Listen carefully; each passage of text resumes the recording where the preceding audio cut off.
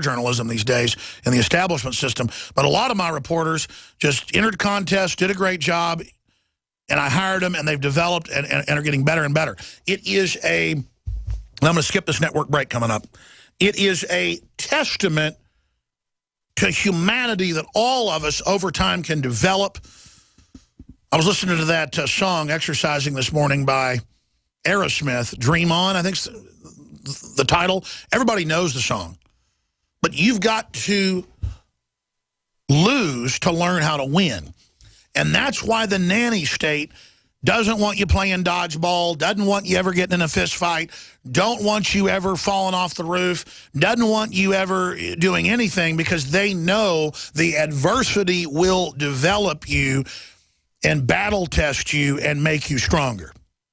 Like, I knew Joe Biggs would be a great reporter because of the tenacity he had to expose the murder of his friend, Mr. Hastings. And now he just gets better and better, and he's only been here 6-8 months. That's what I'm talking about. So today, before I get into all this news, I wanted to just talk about the fact that all of us can be journalists, all of us can post YouTube videos, all of us can write blogs about what we see and what we think, and it all has value in the end because it's just more people giving what they really believe, perspective, and that ambient background of truth will topple 2 + 2 = 5. You didn't build your business. Raising the debt ceiling doesn't raise the debt ceiling. Your children aren't your children. We're not coming after your guns. Just turn them in. Don't run. We are your friends.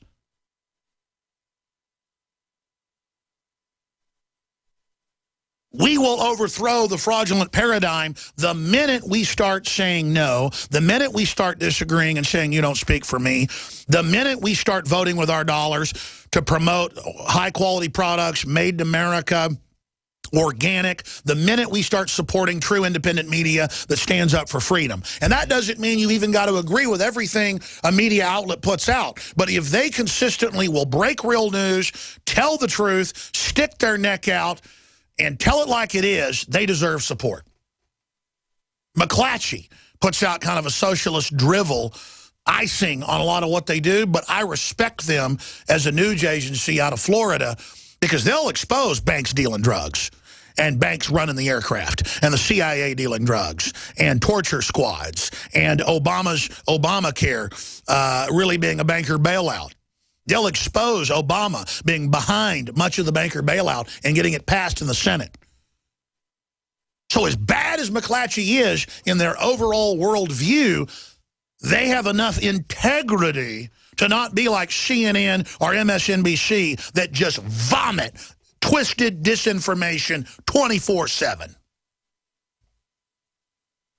And occasionally CNN will tell the truth about police departments around the country running, illegal checkpoints and asset forfeiture seizure, but they only did that to change state laws where you can't have asset forfeiture seizure so the feds could pass a law where the police could become federalized and still get their money. So, see, you've also got to realize when the mainstream media does tell the truth, there's usually an ulterior motive to it. Like, yeah, there's a lot of police brutality and out-of-control bullies in the uniform in some areas. A lot of departments are trying to weed them out. Some departments want to become pure bully. It kind of goes one way or the other. There isn't a middle ground, as the Bible says. Lukewarm, that don't exist. It's either bad or it's good, generally, in that spectrum. But they're only telling you about that so the feds can come in that have been globalized and occupy this country. That's the only reason they're stirring all this up. And the American people instinctively get that. That's why they have an ABC News article, after NYC deaths, a surge of support for police. How about a surge of support for good police? Let's see, it becomes an us against them. Either you totally back the cops or you don't back them. The thin blue line. That's mindless, and that creates corruption, and I don't support mindless support. Now, that said, I want to get to Paul Watson's report here in a moment. We're skipping this network break, so stations shouldn't be going over it. Our wonderful affiliates that you should support as well during Christmas and the holiday season by spreading the word and supporting their local sponsors. That is so integral and so important. But before we go any further, let me tell you what else is coming up. Millions of Christians are in mourning this Christmas. War on Christians intensifies. Ron Paul Institute. ISIS is turning Christian churches into torture chambers where it forces believers to convert to Islam and funding its terror mission by selling stripped artifacts to Western collectors, as well as selling women into sex slavery. Daily Mail. What a great group of people the Saudi Arabian Wahhabists are. We've also got another shooting, this time of an armed black teen in the St. Louis area. So riots kick off again in Ferguson. Video of that's up on Infowars.com. Cyber Command investment ensures hackers targeting U.S. face retribution. They're launching attacks and shut down North Korea now because they did the hack attack. The FBI said so. Actually, the FBI didn't say so. They had one release from the Justice Department saying the FBI thought some of it could have led back to North Korea. But now Sony and the FBI admit it was an inside job. That's now breaking. And let's go over that right now. Remember our article last Friday? NSA capable of false Sony hack blamed on North Korea. NSA hackers can easily frame another country. And that's the data that was given to the FBI. You can go into somebody's computer remotely and then run basically a zombie attack through their computer. We've been attacked many times. And then we track back to computers, and it's thousands of private computers from Japan to Australia to Europe to the United States that are attacking Infowars.com and PrisonPlanet.com. But you heard Paul Watson on the show and myself say over and over again, most of the smart money is pointed to inside job at Sony, probably by executives on purpose, but you got to put some meat in there, a few, dirt dishings on some of the Hollywood stars to make folks bite. The hook's got to have a little bit of worm on it. Well, here is CBS News. Was FBI wrong on North Korea? Cybersecurity experts are questioning the FBI's claim that North Korea is responsible for the hack and the crippled Sony pictures. A senior vice president with cybersecurity firm Norse told CBS News his company has data that doubts the FBI findings. Sony was not just hacked. This is a company that was essentially nuked from the inside. And then here's another headline, breaking. We can conclusively confirm North Korea was not behind hashtag Sony hack. That's out of Got News. So this is all coming out. Well, folks, Paul Watson has an article from days ago where the original FBI agents said it appeared to be an inside job. So that's what I mean. There's like two FBIs. You got the FBI that did its job, looked at it, said, looks like it happened from the inside. That gets shut down. The politicos over at Obama land, they get a hold of it. Let's play this clip first of Obama today in a press conference saying, we can't have a dictator telling us what to do. Buddy, you have become a dictator on guns, on borders, on energy issues, on the military, with executive orders, like no other president in history. Jonathan Turley, big liberal, professor, constitutional law scholar, says you're 3 times worse than Bush. I don't agree with that. You're 5 times worse. And Bush was outrageously unconstitutional. Worst ever.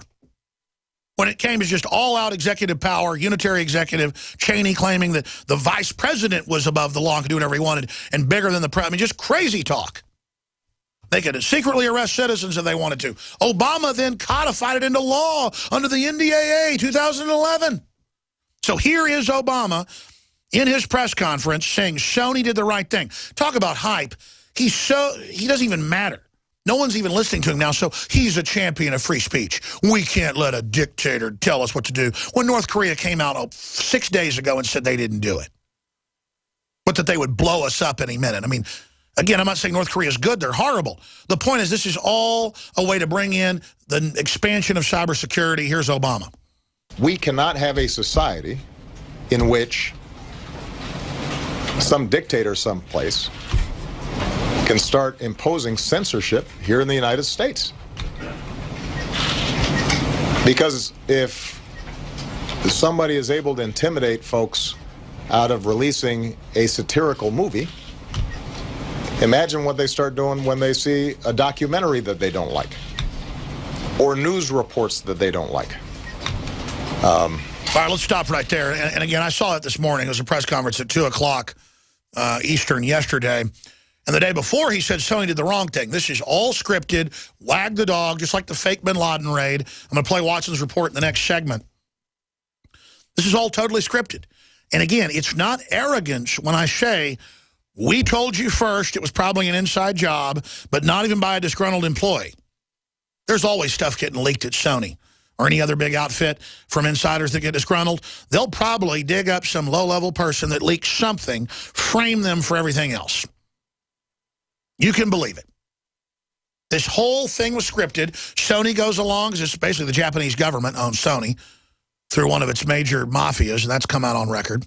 It's like 5 families run Japan. One of the biggest owns Sony on record. So Japan does whatever it's told by the globalists. Remember, it got occupied. All their elites got let off for war crimes in 1945. The emperor got let off for running the biological weapons program, all of it. They do what the New World Order says. The joke is Sony stands for Standard Oil New York, but kind of does, but really stands for Japanese Mafia. And they do hate North Korea. North Korea hates them. North Korea's been firing nuke missiles without the nukes on top, you know, at Japan over their coast in all sorts of menacing. Japan's in deep economic trouble, is militarizing right now. Secretly has developed nuclear weapons. That's come out. You heard it here first. But the point is, that's all happening. And so they're gearing up for war with China and war with North Korea. They want to put the movie out, but bigger than a $200 million movie, they want the propaganda to demonize North Korea and to stir North Korea up as a psyop. That's what they get out of it. Then domestically, they get to try to pass more cybersecurity. They get to legitimize the war-making capability of cybersecurity, get to Hollywoodize it. Sony and others are pushing to get more pirating laws passed, SOPA and CISPA, to restrict everybody worldwide, not just in the U.S., because one of them is an international treaty, to restrict our free speech. You've got the Asian-Pacific Partnership that WikiLeaks released one of the sections of that basically ends internet freedom and brings us into Chinese-style net censorship. We've got Zuckerberg, who says his users are dumb effers at Facebook, meeting with the head of Chinese censorship 2 weeks ago and saying he now supports socialism. Notice communism is now socialism.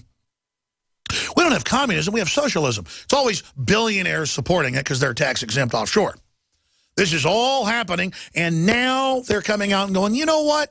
Originally, we're going to show you this article coming up, the FBI said this was an inside job 2 weeks ago. They came in, they looked at it. It was so widespread. It was across the board. It was on secure networks, blocked with internal firewalls. And they said, this looks like an inside job. But that was only in a couple articles. CBS and ABC, and Paul Watson in his piece shows those. It's up on drudgereport.com. We'll repost this article from yesterday back to Infowars.com. And there it is, ladies and gentlemen, in everybody's face. The marketing scam, and it gets Obama back in the headlines, suddenly supporting free speech. We're going to have a heyday with that because it was the Obama administration that arrested the maker of the anti-Muhammad film and blamed that on Benghazi when it had nothing to do with it. This is the group trying to censor the web, the internet, and talk radio. This is the group sicking the IRS on alternative media, conservative media, libertarian think tanks, conservative think tanks, veterans groups, pro-life groups, Christian groups, evangelical groups. They've got the Pentagon telling, you know, in manuals at Fort Hood, indicted Dinesh D'Souza, indicted all these other filmmakers. But we can't have dictators telling us what to do when there's it was confirmed in congressional documents yesterday that indeed the IRS had memos saying we're going to go after icky conservatives. I love how that, so they don't feel bad about ruining lives, arresting people, taking their bank accounts outside of law. They call it icky. This person I'm going to abuse and assault is icky. They even use non-threatening words when they crush people. Maybe if Nazis wore pink outfits and shot Jews in the head and called it icky, it'd be okay. If they had, like, you know, lisp in their voice with an NPR voice. Hi, this is All Nazis Considered. I'm going to talk in a real soft voice and wear a pink uniform when I beat your baby's brains out. See how they do it? They're a bunch of sick, tyrannical, filthy, totalitarian scum suckers. We're on the march. The Empire's on Merry the Christmas. run. Stay with us.